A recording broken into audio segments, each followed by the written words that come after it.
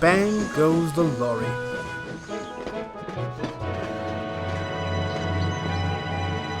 Poor Emily was a runaway. The troublesome trucks were playing their usual tricks. On! Faster! Faster! They laughed as a horrified Emily barreled down the line. Cinders and ashes! She cried. Emily, unable to stop, went straight through a signal set at danger.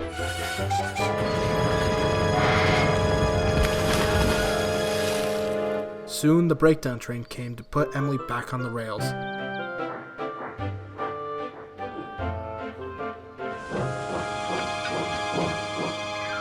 After she was craned out of the water, 3 lorries drove up and spoke rudely to Emily.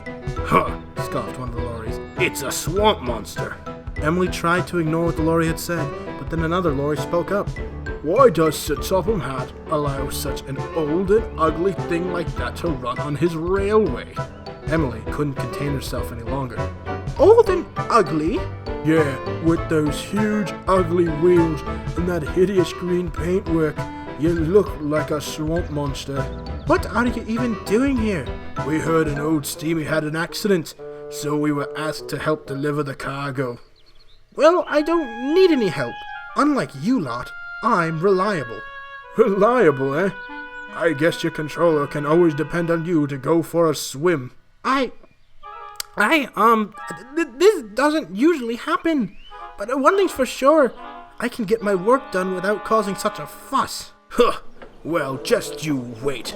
We 3 are here to run this island and show everyone just how much better roads are than rails.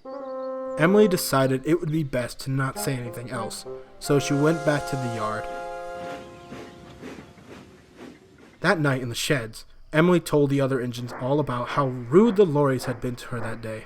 Do those lorries have nothing better to do than be rude and cause trouble for us? I can't believe the lorries are back. Those disgusting, stupid things, James said with a scowl. And they aren't reliable at all, added Henry. We all remember the accidents those lorries had when they first came to the island. Personally, I don't see why they're even allowed to work on the island after all the trouble they've caused.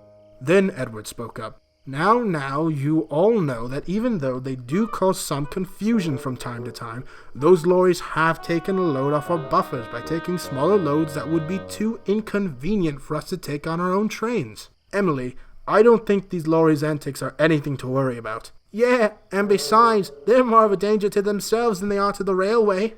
Like I said, nothing to worry about. Emily didn't know what to think, but she thought that as long as she didn't have another run with the lorries, she would be alright. The next day, Emily was sent to collect scrap and take it to the scrapyard. However, when she got to her first stop, she got a nasty surprise. Well, look what crawled out of the swamp.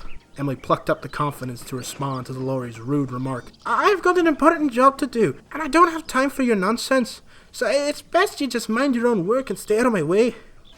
As Emily haughtily puffed away, the lorry said something under his breath so quietly that only he could hear. I'm not gonna let some old steamy boss me around. Next time I see that swamp monster, I'm going to show her the type of stuff us lorries are made of.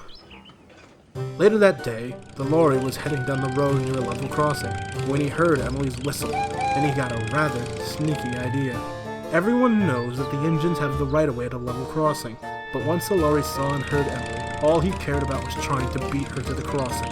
Come on now, no funny business, scolded the lorry driver, but it was too late. Look at what you did. If you checked your speed, then we wouldn't be in this mess. But it was about to get worse. When Emily was puffing down the line, she looked ahead and saw the lorry and his flatbed stuck on the tracks. Oh no! She cried. She knew she would never be able to stop in time.